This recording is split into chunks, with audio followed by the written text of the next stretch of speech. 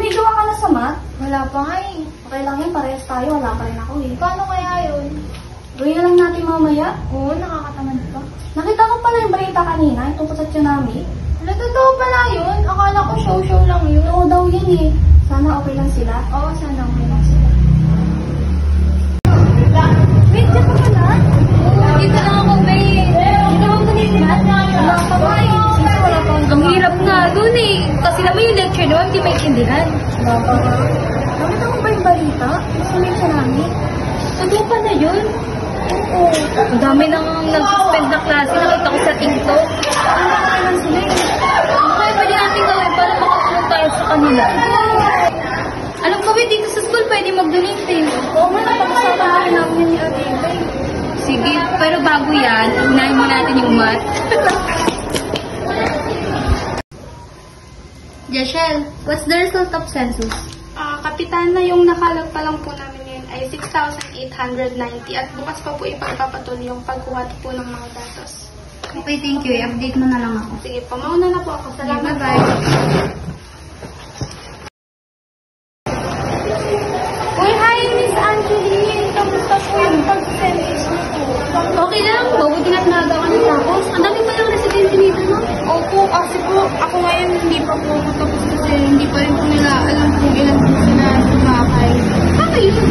Hindi ko nga rin po alam eh, pero feeling ko po much better kung makausapin ko na lang po si Kapitana. Gusto mo samahan kita? Free naman ako today. Sige, kasi sa ngayon ko lang talaga yung nakakalap ko ng datos eh. Sige, tara. How are you, Annalisa? Pastor, ano nga po eh, gusto ko pong sana magpasalamat sa inyo kasi with your help po, yung mga anxiety ko, mga negative emotions ko, parang unti-unti na po siyang nawawala. And I feel so content with my life din po. I feel closer to God, which I truly grateful po sa inyo.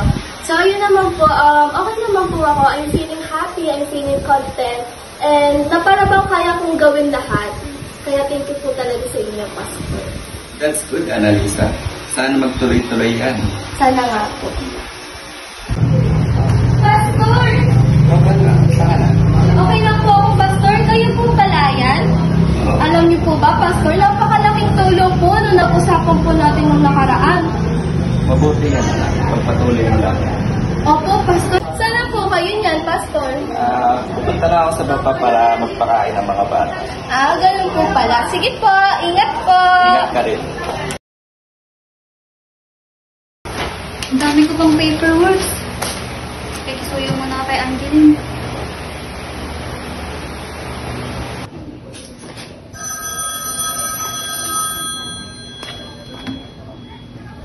Hello, Be? Uy, Be. Baka pwede mo munang gawin yung assignment ko. Sobrang busy ko kasi ang dami kong ginagawa. Alam mo naman, working student. Sige, basta alam mo na ah. Oo na, may pagkain ka sa akin mamaya. Sige na, bye. Uy, Be! Uy! Ikaw ba yung pinasuyo ko sa'yo? Oo, eto na ka oh. Ako yung pagkain ko. Thank you. Ito na. Kala mo naman nakalimutan ko. Tara, tara. Uy, tama ba to? Oo, tignan mo oh. Ganyan lang kasi isolve yan, hindi ka kasi marunong. Ano ba to? Paano mo ito ginawa?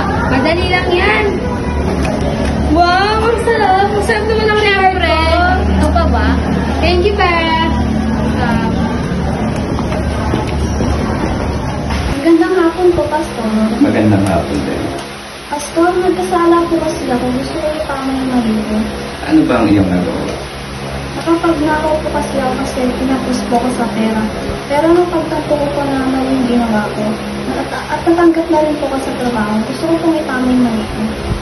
Pagbutihin mo lang, anak. Bumalik ka sa Panginoon at pagpakita mo na nagsisisi ka at papatawarin ka niya. Hindi po, Pastor, pagbubutihin ko na po. Salamat po. Good morning po, Pastor. Magandang umaga din. So, ayun na po. Parang sinusunod ko naman sila sa school. At darasal ako. Pero parang hindi ko po talaga kaya magbago. Ganyan talaga. Hindi madaling magbago, lalo na sa maikling panahon. Bigyan mo lang ng oras at araw at makikita mo rin ang pagbabago sa iyong moralidad. Tingnan ko naman ito. Nahihirapan lang ako kasi parang hindi kaya magbago. Pero nararamdaman ko naman po yung sarili ko na parang nagbabago na po. So, inang po. Buti naman, aasahan ko ang iyong pagbalik. Salamat po po. Nakasunod na lang po. Okay, class. Good morning. Morning, ma'am. So, have you finished your plate, class? Yes, ma'am. Okay, so if you finish your plate, kindly pass it down to me.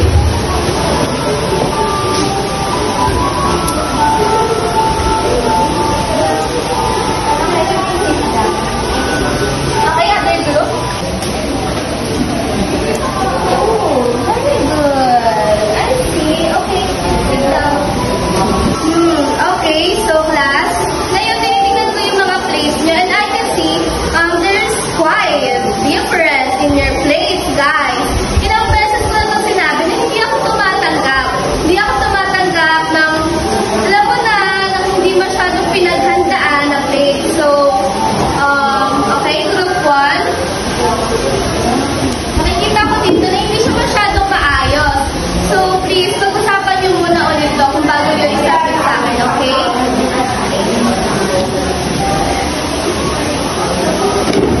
Okay, so since habang pinag-uusapan ng group 1 yung kanilang gagawing presentation, okay, group 2, kunin nyo muna to. Ayan. Then mamaya, mag-explain, i-present nyo yan dito sa harapan, okay? Do you all get it, class? Yes, ma'am. Okay, class, you have 5 minutes to do that.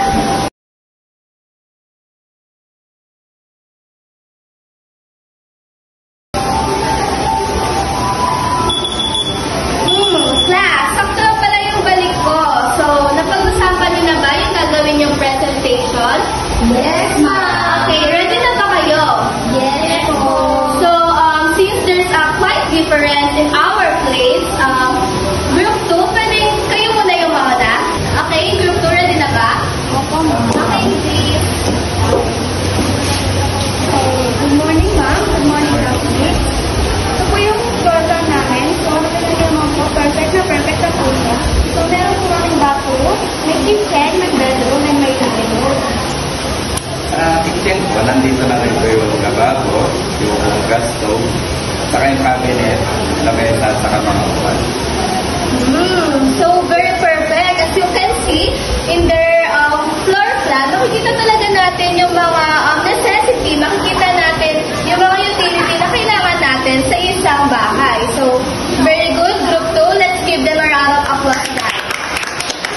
Okay, please. You may sit down. Ayan. So, group 1, ina-expect ko na dahil hindi gaano kaaya-aya yung inyong sinabit sa akin na plate, ina-expect ko na maganda naman kahit pa paano yung explanation nyo. Can I expect that? Okay, please. So, good morning, everyone. This is our plate. So, as you can see, there's a lot of errors and mistakes kaming nagawa. But, in that mistakes, natutunan pa namin na maging better on our next plate. Opo. So, makikita niyo po dito na pagulong mo siya kasi po, napagandaan naman po natin siya kasi po, medyo magulo po talaga. So, yung matutunan po namin dito is dapat po mas maging organized or mas maging malawak po para mas maging maayos po natin. Okay, so I accept that. So, okay, give a round of applause to group 1. Okay, please sit down. Ayan, class. So, nakikita naman natin na meron tayong mga nakuha reflection.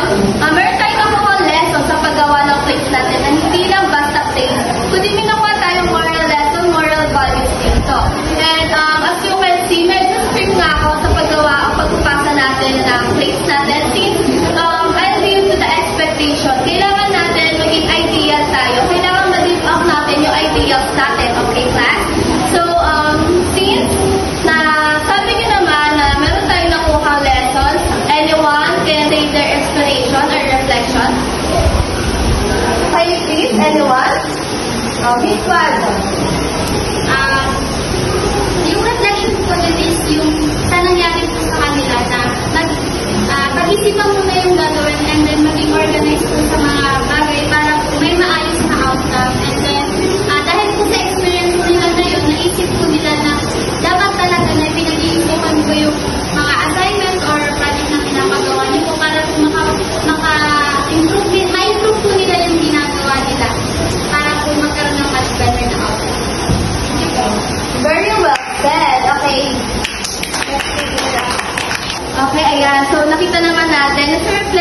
So, kita-kita na meron tayong natutunan, meron tayong nakuhang lessons, meron tayong nakuhang values. And so, ina-expect ko na next time, nag-improve na yung cognition natin, na-improve yung cognitive natin, na-improve lahat ng aspects sa buhay natin. So, ayun. So, wala naman na tayong gagawin. Class dismissed. Thank you, ma'am.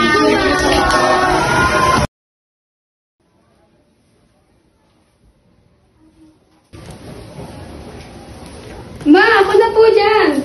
Sige, salamat anak. Malaking tulong to sa akin. Parati ko po kasi nakikita na tinutulungan kayo ni Papa eh. Ganun ba?